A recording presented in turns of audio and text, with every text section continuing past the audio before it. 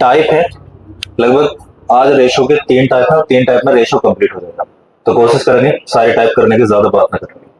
अब ध्यान से समझना, हर एक टाइप को 2-3 मिनट समझना, सब अपने आप कर लोगे। और नहीं समझ, सवाल कुछ ऐसा होगा, यानी वो आपको रेशो दे देगा, यानी कह सकता है कि मिल्क का रेशो दे सकता है और दूसरा वाटर का रेशो दे सकता है। ऐसे करके कुछ 2 रेशो देगा और वो आपसे कह देगा कि 4:3। और ध्यान से देखना, जिसने 2 बातें समझ ली वो उसके सारे सवाल के लेवल उठा लेगा। बहुत ही छोटी सी बातें हैं कि वह मिल्क का रेशो कितना है 4 और वाटर का रेशो कितना है 3। इसका मतलब यह हो गया कि मेरी क्वांटिटी बाट मिल्क की 4 लीटर होगी या वाटर की कितनी होगी 3 लीटर हो या कुछ भी हो। फिर वो आपसे कहेगा ये रेशो क्या हो जाता है, ये 3:2 हो जाता है। बहुत ध्यान से समझना। अब ध्यान से 2 स्टार्ट तरीके हो गए, या तो आप एक्स मानकर करिए या फिर नॉर्मल देखिएगा। अब जब नॉर्मल देखते हैं तो एक बात को ध्यान से समझना, जिसने ये बात पकड़ ली तो कम से कम आप ध्यान रखना मिश्रण का 25% मिश्रण इसी में निपट जाता है। एक्स मानेंगे तो फिर तो लंबी प्रोसेसिंग गई।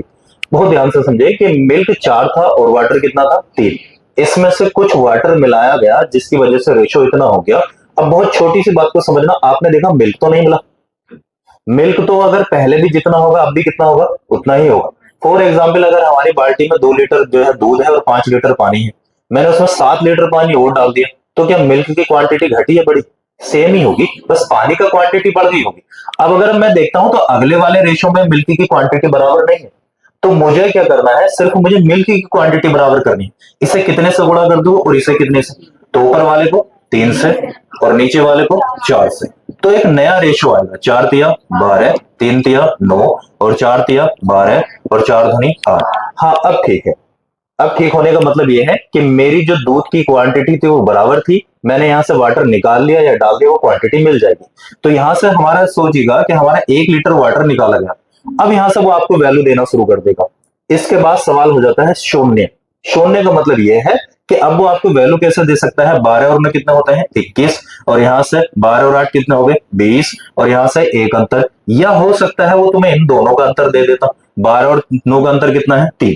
अब वो आपको एक वैल्यू देगा, वो कहेगा कि यदि प्रारंभ में जो मिश्रण था उसका जो रेशो था तो वो 42 था, ऐसे कह सकता है। तो हमें पता है प्रारंभ में हमारी वैल्यू कितनी हो गई 21। अब उसको नहीं देखेंगे, वो हमारे लिए खत्म हो गया, बस अभी ये वैल्यू है।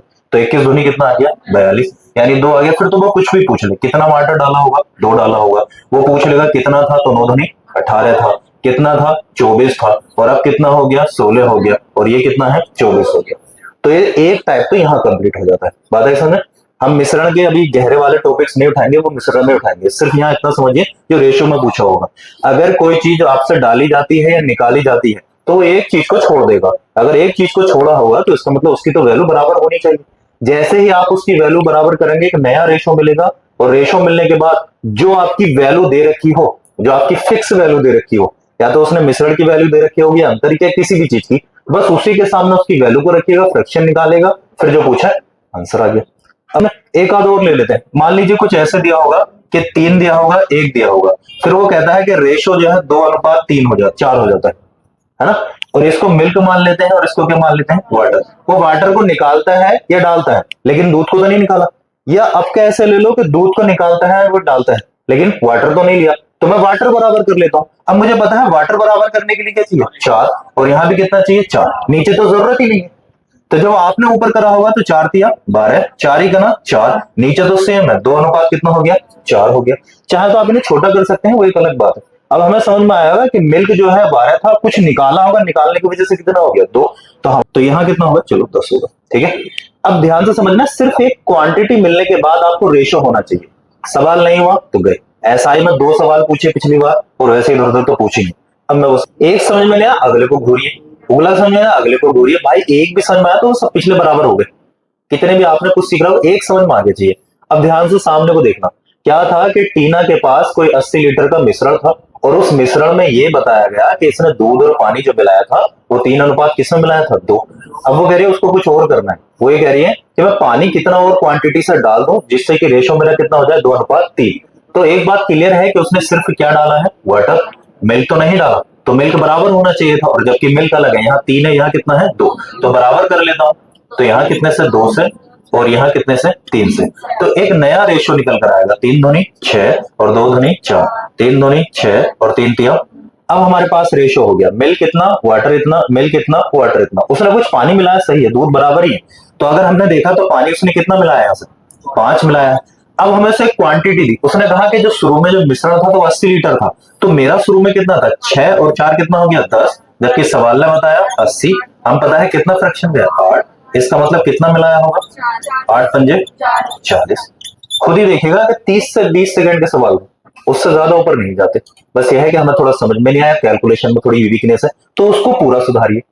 यहां आकर भी ऐसा मत करिए कि हमें टॉपिक समझ में आए कि हाँ ये वाले सवाल हुए थे और हम पैटर्न भूल गए। हाँ, बराबर में क्या है वसीम कि सिर्फ हमें इतना देखना होता है कि जो चीज उसने ना निकाली है ना डाली है, तो उसकी क्वांटिटी बराबर होनी चाहिए, यानी पूरा वजन बराबर होना चाहिए। तो यहाँ 3 था और यहाँ कितना था 2। जब समझ में ना आए कि क्या बराबर करे, तो ध्यान से समझना, नीचे वाले से ऊपर वाले को गुणा कर देना सबको, और जो ऊपर हो जो यहाँ हो जिसको हम बराबर करें उसी नंबर से नीचे से गुणा कर देना, ठीक है। या दूसरा तरीका, बड़े नंबर होते तो उनका एलसीएम ले लेते हैं, दोनों का एलसीएम कितना आएगा 6 आएगा। हमें पता है कि दोनों का एलसीएम कितना है 6, तो यानी 6 करना है। 3 से कितनी बार कटेगा 2 बार, तो इसका मतलब इस लाइन को 2 से गुणा करें। जब कुछ समझ में ना आए तो सीधा जो नीचे है उनसे ऊपर वाले को, जो ऊपर है वो नीचे वाले, दोनों को करना है। ये बात ध्यान से समझना, क्योंकि वो उसका रेशियो है, फिर अपने आप ही नंबर चल जाता है। जिनका नहीं हुआ वो ध्यान से समझिएगा कि हमारा सवाल दिया था कि 324 का कोई मिश्रण था, उसमें चूना और पानी का जो रेशो था तो 7:2 था। इसमें से कितना पानी मिलाया जाए कि रेशो 7:4 हो। मुझे पता चला कि चूना तो फिक्स है, यहाँ भी 7 होना चाहिए, तो यहाँ भी, और वो पहले से ही है, तो मुझे कोई भी मल्टीप्लाई कुछ नहीं करना, सिर्फ ये देखना था कितने का अंतर है 2 का। और यहां से टोटल की क्वांटिटी दे रखी है, 7 और 2 कितना हो गया 9, और 9 की वैल्यू है 324, 9 तिया 27 और 9 छक्का 54, 36 फ्रैक्शन आ गया और 2 का अंतर था, तो 36 दूनी, यानी आंसर कितना होगा 72 होगा। कि एक मिश्रण था जिसमें 70 लीटर भरा हुआ था और उसमें शराब और पानी का मिश्रण था, जिसका रेशो 5 अनुपात कितना था 2। इसमें कितना पानी और डाला जाए कि ये रेशो उलट जाए। उलटने का मतलब क्या होगा, इधर 2 आया होगा और इधर कितना होगा 5। इसका मतलब शराब तो सेम ही होगी, अगर शराब सेम होगी तो ऊपर कितने से गुणा कर लें 2 से, और नीचे से कितने कर लें 5 से। अगर आपने ऊपर 2 से गुणा करी होगी तो 2 पंजे 10 और 2 दूनी 4, 5 दूनी 10 और 5 पंजे 25। मेरे पास टोटल की क्वांटिटी थी, तो 10 और 4 कितने हो गए 14, और 14 की वैल्यू दी थी 70, और 14 पंजे 70। हमसे कह रहा है कि कितना पानी मिलाया गया, तो हमें पता है यहां से कितना पानी निकला 21 होगा, और वैल्यू में 5, फ्रैक्शन 5 था, तो 5 ही कहना 5 और 5 दूनी 10, यानी 105 लीटर पानी मिलाया हुआ, जब वो रेशो क्या हो गया होगा पलट गया होगा। इतनी सी बात थी। चलिए अंतिम सवाल है, अब भी समझ में आया तो इसको समझ लीजिए, और इस टाइप का टाइप खत्म हो गया। दोबारा समझते हैं। हमारा एक मिश्रण था और मिश्रण में नमक और पानी की जो क्वांटिटी थी तो कितनी थी 120 थी। क्या हुआ कि नमक और पानी का जो रेशो दिया 3 अनुपात कितना दिया 5। तो उसने कहा 6 घंटे धूप में रखा, तो 6 घंटे का कोई मोल नहीं है, मुझे एक प्रक्रिया बताइए। 6 घंटे जब धूप में रखा तो ये रेशो पलट गया, तो पलटने का मतलब 5 इधर हुआ होगा और 3 इधर। तो धूप में केवल क्या होगा, पानी वाष्प होगा, नमक तो सेम ही होगा, लेकिन नमक यहाँ पर सेम नहीं है, तो गुणा कितने से करना है 5, और यहाँ भी 5, और यहाँ 3, और यहाँ 3। तो नया रेशो होगा 5 तिया 15 और 5 पंजे 25, 3 पंजे 15 और 3 तिया 9। मेरे पास टोटल मिश्रण हो गया 25 और 15 40, जबकि सवाल ने दिया 120 और 4 तिया। हमसे कह रहा है कि कितना पानी, तो हमसे कह रहा है कि 25 और 9 तो कितना पानी 16, और 16 की गुणा किससे हो जाएगी 3, और 16 तिया यानी 48 लीटर पानी का वाष्पीकरण हुआ था। ठीक है, एक बार और समझिएगा क्योंकि अंतिम सवाल है कि मिश्रण में नमक और पानी 120 था, तो हमसे कहा कि नमक और पानी का जो रेशो था तो 3:5 था। धूप में रखा, पानी वाष्पीकरण हो गया होगा, तो ये रेशो पलट गया। पलटने का मतलब 5 इधर और 3 इधर। हमें पता है नमक नहीं बदला होगा, नमक का क्वांटिटी उतनी ही होगी, तो मैंने ऊपर वाले को 5 से गुणा किया, नीचे वाले को 3 से। तो यहाँ हो गया 5 के 15, 5 पंजे 25, 5 के 15 और 3 तिया 9। हमारी टोटल क्वांटिटी 40, लेकिन सवाल के हिसाब से 120, तो फ्रैक्शन कितना आया 3। सबसे मेन बात है ये फ्रैक्शन, और फ्रैक्शन 3 आ गया। हमसे कहा अंतर बताइए, तो 25 और 9 से कितना 16, और 16 तिया 48, यानी 48 लीटर पानी हो गया होगा। अब बहुत ध्यान से समझना ना, कुछ समझ में ना आए तो जब समझाया जाए तो उसको वही पूछे कि आपने कैसे लिख दिया कैसे था। ठीक है, अब कैसा होगा सवाल, एस.डी. यादव अग्रवाल, हर सवाल किताब में ये सवाल है, और आपको बता दें पिछले साल भी ये 3-4 सवाल पूछे गए इस टाइप के, लेकिन उन्होंने बस नाम चेंज कर दिए। एस डी यादव और अग्रवाल में क्या लिखा है, हीरावट लिखा है, ऐसे करके लिखा है, हीरे के लिए हीरावट। सवाल कैसे आते हैं, तो सवाल इस तरीके से आते हैं कि एक हीरे की जो कीमत है तो उसके टुकड़ों के वर्ग के अनुपात में है।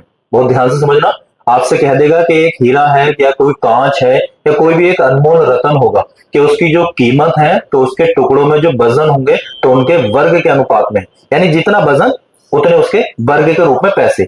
पिछले साल इस सवाल ने क्या करा, अब तक तो एग्जाम में वर्ग दे रखा था, लेकिन पिछले सवाल एग्जाम ने एक सवाल ये दिया कि उसके घन के बराबर है, और एक तीसरा और क्वेश्चन दिया कि उनकी परसेंटेज में बताइए कि कितना परसेंटेज लॉस हुआ। अब बहुत ध्यान से समझना, कोई हीरा होगा, अब हीरे की एक बात बताई गई कि उसके जो पैसे मिलते हैं तो जो उसका वजन होगा तो उसके वर्ग के अनुरूप में मिलते हैं, और वर्ग के साथ तुम घन भी लिख सकते हो, एक ही बात है ना, वर्ग कर लेंगे या घन। अब कंडीशन समझना, हीरा टुकड़े हो गए, अब टुकड़े होने के बाद 1 और 2 और 3 के रूप में हो गए। बहुत ध्यान से समझना, सवाल 10 सेकंड में कर लोगे आप। एक हीरा था, हीरे के टुकड़े हो गए 1 2 3, टुकड़े हो जाते हैं, टुकड़ों का 1 2 और कितना हो जाता है 3, तो मुझे पता चला टोटल मेरा हीरा कितने वजन का होगा 6।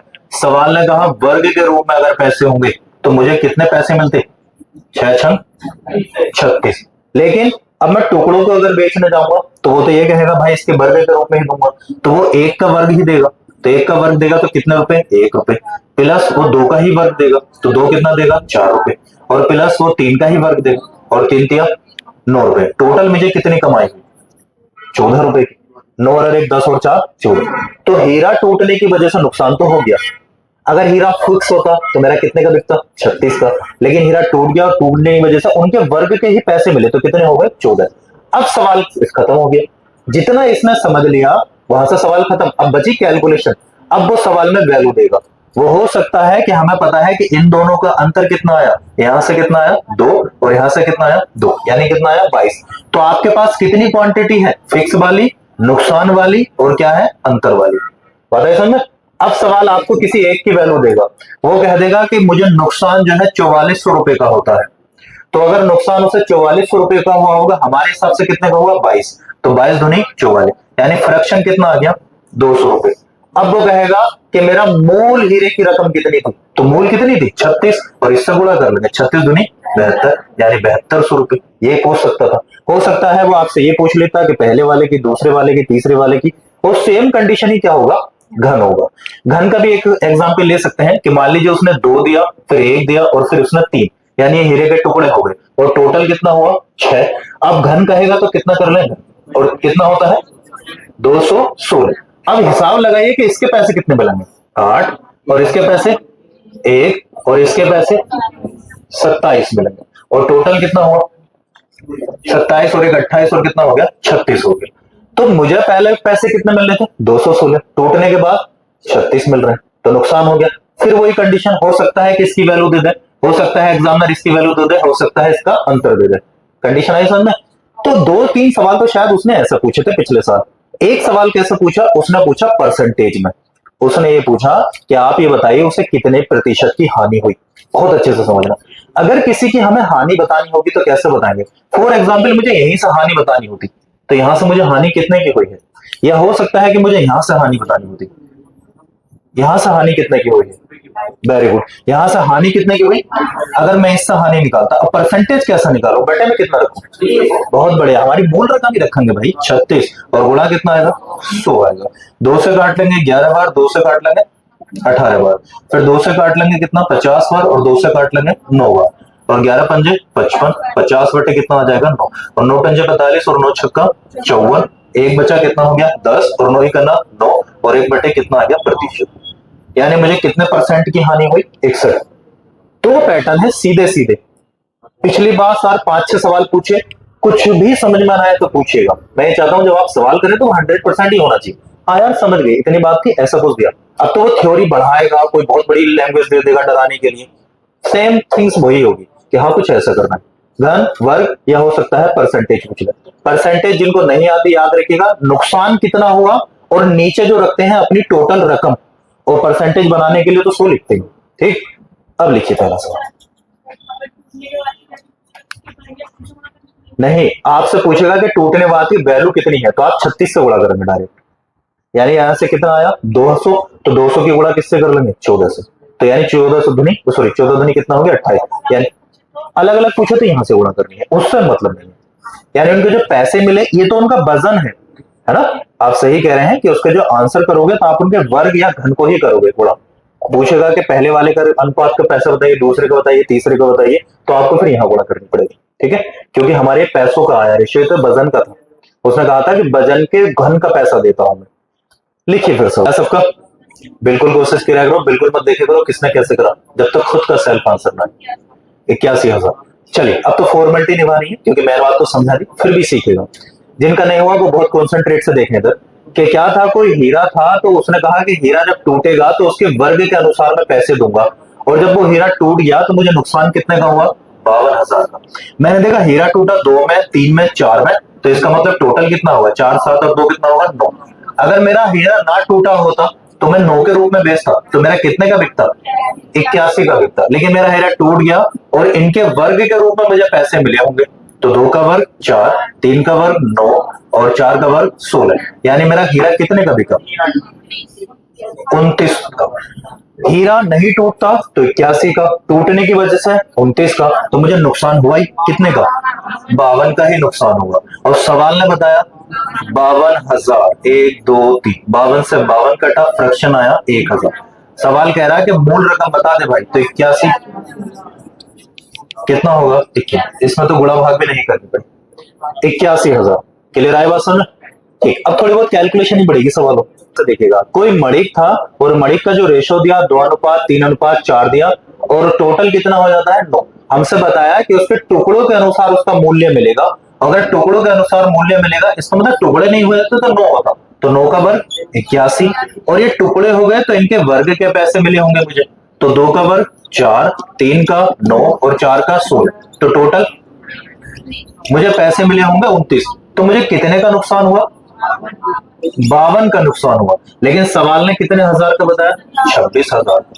26,000 का नुकसान, 26 ही का ना 26, और 26 दूनी 52, और 2 से काटा तो 5 दूनी 10, यानी टोटल कितना आ गया 5। सवाल ने कहा मूल कीमत बताइए, तो बंधु आप सबको बताया यही मूल कीमत है, 81 मल्टीप्लाई 500, 2 जीरो ऐसे आगे, 5 ही गना 5 और 5 अट्ठे 40, यानी उसकी मूल कीमत कितनी होगी, 40,500। ठीक है, दोबारा समझिएगा कि ये रेशो दे रखा था, फिर उनके वर्ग के अनुसार उसकी कीमत थी, टुकड़े नहीं हुए होते तो 81 था, और 81 होगा तो ये हमारी मूल कीमत होगी। टुकड़े होने की वजह से सारा 29 रुपए का बिका, तो नुकसान हुआ 52 रुपए का। सवाल ने बताया 26, तो 26 से इधर काटा, 26 दूनी 52, 2 से फिर उधर काटा 1000 को, तो 500 बचा, फ्रैक्शन आया 500। हमसे कह रहे हैं मूल कीमत बता दो, तो मूल थी 81 और 500 की गुणा 81 से करी तो आ गया 40,500। तो कोई नग होगा और वो कीमती नग था, और नग कितने का था, 15,000, कितने का था, 600 का। क्या हुआ, गलती से गिर गया और गिरने की वजह से टुकड़े हो गए, 2:3 और 5। सवाल ने बताया कि इसके जो कीमत है तो वो उसके घन के रूप में है, और घन के रूप में होगी तो 2 और 3 5, और 5 और 5 कितना हो गया 10, और उसका घन देखें तो कितना हो गया 1,000 रुपए हो गया। अब इसके घन, क्योंकि ये भी घन के रूप में ही बिके होंगे, तो 2 का घन 8 होगा, और 3 का घन 27, और 5 का 125। अब कितना हो गया 160 हो गया। अब बहुत बात को ध्यान से समझना, अब इसमें एक बात को 2 कंडीशन आती है मेरे पास। अब या तो मैं क्या करूं, रकम को ले लूं, और रकम लेने के बाद मैं इसको ऐसा कर सकता हूं, वरना सीधा ही था मेरे टिल्लू मेरे बेटे कि इसमें ऐसे निपटा देते हैं। हमें पता है कि नुकसान कितने का हुआ, वेरी गुड, हमें नुकसान हुआ 840, तो इसमें कुछ भी नहीं रखना था। हमें पता है कि नुकसान हुआ 840, और कहां से हुआ 1000 से, और परसेंटेज के लिए 100, 2 जीरो से 2, तीसरे से तीसरा निपटा, तो आंसर कितना होगा, तो आंसर होगा मेरे बेटे 84। इसमें कुछ ये नहीं निपटाना था, बात है समझ। वरना तीसरा पैटर्न समझिएगा जो अंतिम पैटर्न है।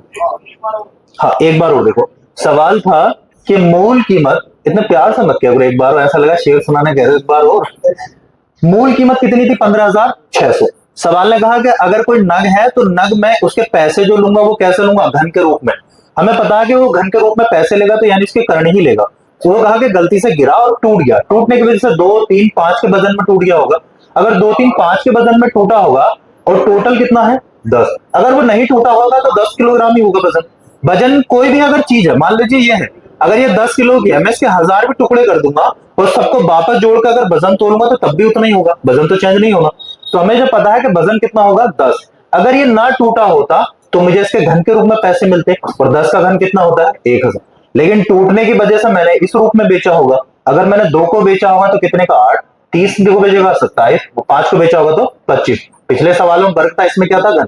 अब मैंने सारी रकम जोड़ी कि मेरा माल बिका कितने का, मेरा माल कितने का बिका 160, जबकि बेचना था 1000। तो मुझे नुकसान कितने का हुआ।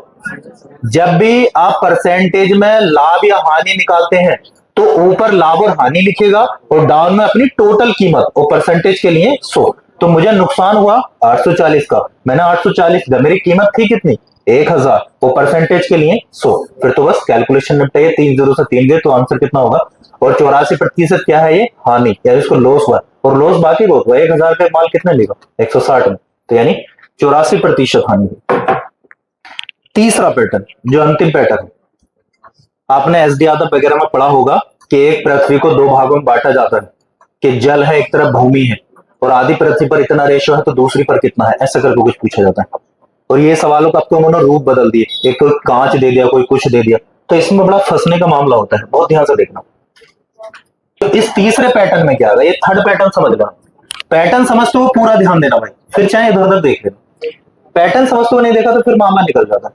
अब पैटर्न क्या है, आपसे सवाल में कहेगा रेशो ज्यादातर कुछ भी दे सकता है। ऐसा फॉर एग्जाम्पल सोचिएगा कि वो रेशो देता है कि पृथ्वी पर भूमि, जल और भूमि का जो रेशो है वो 2:5 है। बहुत ध्यान से समझना, भूमि का जो रेशो है तो वो कितना होगा 2 कितना होगा 5। अब टोटल कितना हो गया 7 हो गया। क्लियर आए बात समझ में, यानी टोटल जो होगा तो हमारा कितना होगा 7 होगा। अब उसने कहा यदि आधी पृथ्वी पे, यानी पूरी भूमि पे इतना जल होगा, इतना पानी होगा, ये नहीं पता कहां कितना है। मान लीजिए अगर भूमि ऐसे बन रही होगी तो हमें पता है कि ऐसे करके कुछ बन रहा होगा और यहां से कुछ बन रहा होगा, और बाकी ये जल है, इतनी भूमि है इतना जल है, लेकिन नहीं पता कहां से। फिर वो कहेगा यदि मैं आधी पृथ्वी पे ऐसा कर देता हूं, यदि मैं आधी पृथ्वी पे यानी अर्ध पृथ्वी पे मैं पानी और जल का जो रेशो देखता हूं तो मैं देखता हूं कि 1:4 ले लेता हूं। ठीक है, तो बताइए कि शेष पृथ्वी पर रेशो कितना होगा, वो आपसे ये पूछेगा। इसमें कोई वैल्यू नहीं दी इसमें, वो आपसे कहेगा कि शेष पृथ्वी पर रेशो बताइए, या हो सकता था परसेंटेज पूछ ला आपसे, तो कई तरह की बातें पूछना। अब बहुत छोटा सा तर्क है, वो बात को समझना। मुझे पता है कि पूरी पृथ्वी पर जल कितना है 2, और पानी सॉरी जल कितना है 2, और भूमि कितनी है 5, टोटल हो गया 7। तो आधी पर कितना होना चाहिए 3.5। क्लियर क्लियर से समझना कि आधे पर कितना होना चाहिए 3.5। तो इसका मतलब जब मैंने आधे पार्ट में बांटा होगा तो 3.5 बढ़ गया होगा। लेकिन मेरे हिसाब से 1/4 टोटल कितना हो गया 5। लेकिन अब ये वाली क्योंकि वैल्यू सवाल ने और कुछ दिया ही नहीं, फिक्स वैल्यू नहीं दी, तो मेरे लिए यही फिक्स हो गई। बहुत अच्छे से समझना कि जब उसने कोई वैल्यू नहीं दी कि 35 लीटर है इतना है, तो मेरे लिए अब ये वैल्यू जो क्या है ये तरीके से फिक्स ही है कि भाई मेरे लिए जल 2 ही है, भूमि 5 ही है, और टोटल कितना है 7। अब ये फिक्स नहीं है क्योंकि अलग अलग बांट रहे हैं। अब इनका रेशो कितना आ गया 1 और 4, और टोटल कितना आया 5। लेकिन मैं जानता हूं आधी पृथ्वी का कितना था 3.5, तो 5 की वैल्यू किसके बराबर है 3.5, और 5 सत्ते 35, यानी पॉइंट कितना आ गया 7 आ गया। क्लियर है बात समझ। अब मैं देखूंगा मेरे पास पानी कितना है पृथ्वी पर, 7 ही का ना 7। अब ये फिक्स वैल्यू आ गई, रेशो 7 चौक 28, यानी पॉइंट कितना होगा 8 होगा। तो मुझे अपने पास जो पृथ्वी मिला यानी आधे वाले सर्कल में मुझे 7.7 और इतना। अब मैं देखूंगा आधे वाले पर कितना होगा, यानी जो शेष बचा। अब शेष को कैसे निकालेंगे, टोटल में से घटाओगे आप भाई, थे कितना हमारे पास 2, और मैंने 7 यहां दे दिया तो कितना बचा 1.3। Very good. और यहां मेरे पास 5 था, मैंने 2.8 दे दिया, 2.2 हो गया, पॉइंट से पॉइंट कटा, यहां आया 13 और यहां कितना आया 22, यानी यहां से कुछ कट नहीं सकता, तो आंसर कितना होगा 13/22। बहुत से तुक्के लगाने लगते हैं, ऐसे घटा लो ऐसे घटा लो, वो कुछ नहीं। बहुत सरल तरीका बात समझना।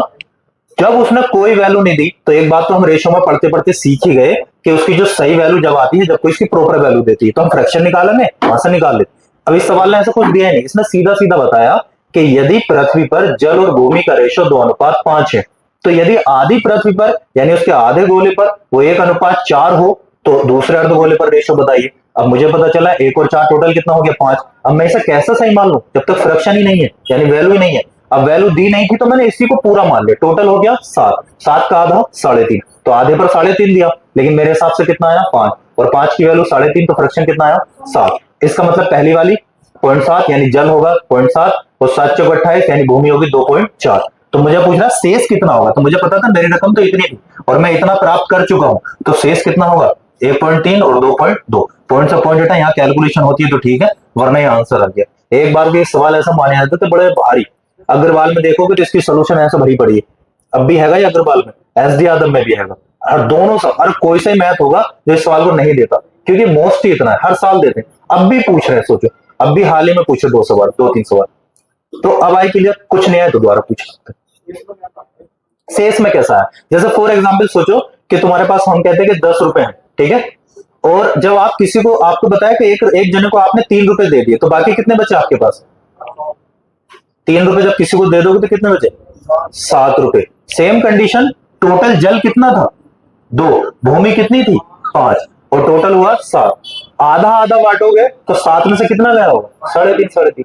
अब उन्होंने एक रेशो दिया, टोटल हुआ 5, लेकिन टोटल तो 5 नहीं था, आधे में कितना था 3.5, तो 3.5 से फ्रैक्शन निकाला, ये वाला फ्रैक्शन आ गया। अब शेष का कैसे पता चला, क्योंकि जल हमने कितना निकाला था 2, लेकिन मैंने आधे में कितना दिया है 0.7, तो जाहिर सी बात है इन दोनों को घटाऊंगा तो आधी दूसरी वाली पृथ्वी पर कितना होगा, यानी हो सकता है उस पर ज्यादा हो। और हम सबको पता है कि अगर हम ऐसा बांटते हैं तो नीचे को पानी ज्यादा है, ऊपर को थोड़ा सा कम है, भूमि ज्यादा है, तो इनका एक रेशो ऐसा आएगा। तो जो बच्चे पढ़ाई में हंसी मजाक करते रहते हैं या टाइम पास करते रहते हैं, तो एक समझ लेना कि आप अपने माँ बापों को इतनी उम्मीदों को पानी फेर रहे हो, बहुत ज्यादा उनकी उम्मीदों पर मस्ती कर रहे हो, पैटर्न सीख नहीं पा रहे। हंसी मजाक का एक टाइम होता है, अगर वो अपने समय का यूज नहीं, अपना तो समय बर्बाद कर ही रहे हो, लेकिन उनके बड़े अरमानों पर पानी फेर रहे हो।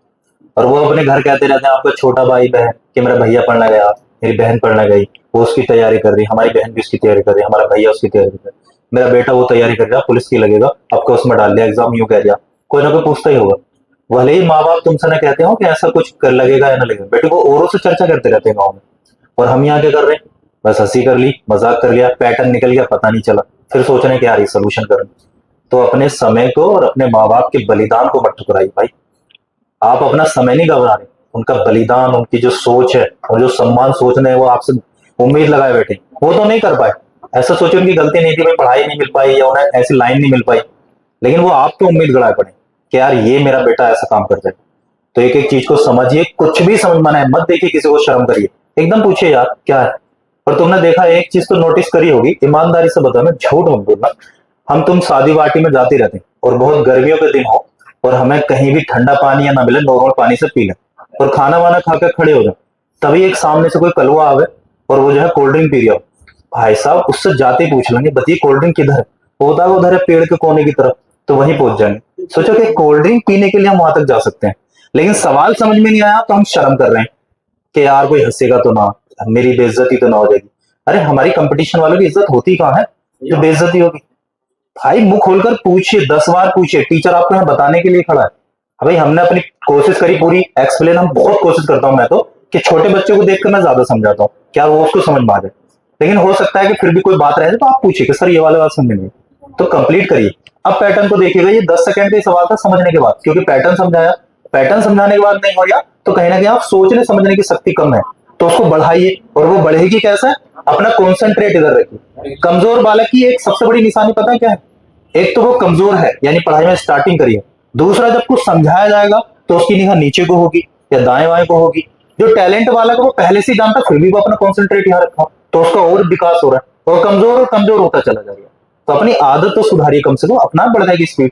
हमारा सवाल था कि पृथ्वी पर भूमि और जल का जो कितना था 1:2, तो टोटल कितना होगा 3। बात आई समझ कि पूरी पृथ्वी पर भूमि और ये इतना होगा, अगर मैं इसे आधा आधा बांट दूं तो ऊपर कितना होगा 1.5 होगा, और दूसरी तरफ भी कितना होगा 1.5। बस ये हो सकता है कि पानी ज्यादा होगा जमीन कम होगी, ये नहीं हो सकता है, लेकिन एक बात कंफर्म है कि पानी और उनका वजन बराबर, इधर भी 1.5 होगा और इधर भी कितना होगा 1.5, तो ये तो कंफर्म हो गया। अब उत्तरी गोलार्ध में यानी ऊपर वाली साइड में उसने कहा कि 2 अनुपात कितना है 3, और टोटल कितना हुआ 5, जबकि मैं जानता हूं उत्तरी गोलार्ध में तो कितना होना चाहिए था 1.5 ही होना चाहिए था, क्योंकि टोटल कितना था 3, तो दोनों जगह बांटा होगा मैंने, तो इधर भी 1.5 गया होगा इधर भी, लेकिन हमारे हिसाब से 5 और सवाल के हिसाब से 1.5, तो फ्रैक्शन कितना आया 5 या 15। इसका मतलब जल पहले भूमि दे रखी है उन्होंने, तो भूमि कितनी होगी, 3 दूनी 6, यानी इससे मल्टीप्लाई कर दिए और 3 तिया 9। लो जी, मुझे भूमि भी मिल गई और जल भी मिल गया। ये तो हो गया उत्तरी गोलार्ध का, लेकिन मुझे किसका चाहिए, दक्षिणी का। उसने कहा कि बस रेशो ही बताना है भाई। तो अब मैं जानता हूं कि मेरे पास कितना था, 1, और 1 में से 0.6 यहां चली गई भूमि, तो कितनी बची होगी, 0.4। रेशो यहाँ कितनी थी, 2, और यहाँ कितनी है, 9, तो कितनी बची, 1.1, यानी 11। पॉइंट से पॉइंट हटा, 4 अनुपात कितना आ गया, ये। और आंसर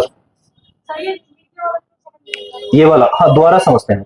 क्या था कि सवाल की जो पैटर्न है ये है मैन, इसको समझ रहा हूं, बहुत ध्यान से समझना कि आपके पास टोटल इतना है।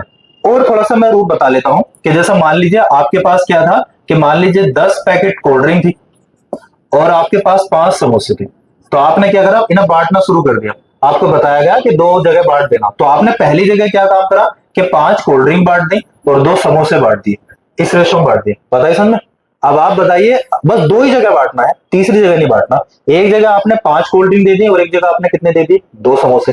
अब आप ये बताइए दूसरी जगह कितनी कोल्ड ड्रिंक देंगे आप, जब लास्ट बार कितनी देंगे, कितने दोगे, 5, और समोसे कितने दोगे, बस यही यहां है। ये थी कोल्ड ड्रिंक, ये थे समोसे। ये कोल्ड ड्रिंक थी, ये समोसे थे, टोटल कितने थे, 3, बराबर बांटने थे, यानी 1.5 करने थे। तो मुझे पता चला जब मैं पहली जगह बांटने गया तो उन्होंने रेशो बताया, टोटल नहीं बताया, और रेशो हो गया कितना हो गया, 5, लेकिन मुझे बांटने कितने थे, 1.5। तो यहां से फ्रैक्शन कितना निकला, 0.3। तो इसका मतलब मैंने इसे कितने दिए होंगे, 6, और इसे कितने दिए होंगे, 0.5। तो मैंने इसमें से इतने दे दिए, है ना। सेम कंडीशन कोल्ड ड्रिंक में से इतने दे दिए, वहां मैंने डायरेक्ट दिखाया, यहां निकालना पड़ा। अब मैंने एक में से अगर 0.6 दे दिए, यानी 1 रुपए में से 60 पैसे दे दिए, तो कितने बचे होंगे, 40। नॉर्मल बच्चों की तरह घटा सकते हो, वरना पॉइंट में घटा सकते हो। एक में से 0.6 गया तो कितना बचा, 0.4। 2 था कितना, वाटर, जबकि यहाँ वाटर कितना है, 0.9। अगर 2 वाटर में से 0.9 गया तो कितना बचा, 1.1। ठीक, अब तो यहां से सोल्यूशन करनी है, क्योंकि इधर भी 1 के बाद पॉइंट था, इधर भी पॉइंट से पॉइंट हटा, और ये दोनों कटेंगे नहीं, तो क्या आ गया, आंसर आ गया। चलिए नेक्स्ट सवाल को कोशिश करिएगा। बस माइंड में कभी कभी कोई चीज अटक जाती है तो उसको सोल्यूशन कर लीजिए, पूछ लीजिए, बेहतर हो जाता है। चलिए सवाल देखिएगा कि नीले और पीले रंग का एक चित्र बनाया गया है, जिसमें नीले और पीले रंग का जो रेशो था 4 और 3 था।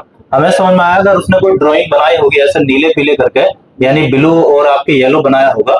फिर वो कहता है यदि आधे में रेशो कितना होगा, 2:3। तो मुझे पता है 7 का भी तो आधा गया होगा, एक तरफ 3.5 और एक तरफ 3.5, यानी दोनों रंगों का एक तरफ 3.5 होगा, दूसरी तरफ भी कितना होगा, 3.5। बस ये हो सकता है कि कहीं पीला रंग ज्यादा हो या नीला, लेकिन होंगे 3.5 ही। अब हमारे हिसाब से आधे में कितना है, 5, लेकिन सवाल में कितना होना चाहिए था, 3.5, और 5 सत्ते 0.7। इसका मतलब 7 दूनी 14, और रेशो 7 तिया 21। अब मेरे पास आधे में इतना होगा, तो जो शेष आधा बचा होगा, तो मेरे पास यहाँ पर नीला रंग जो है कितना है, 1.4। टोटल कितना था, 4, तो बचा कितना, 2.6। रेशो टोटल पीला 3, और बचा कितना, 21 में से 0.9। पॉइंट से पॉइंट हटा, ये किसी पहाड़ से कटेंगे नहीं, तो आंसर कितना होगा, 26:9। तो ये 2 सवाल पूछे पिछले साल एग्जाम में, ठीक है।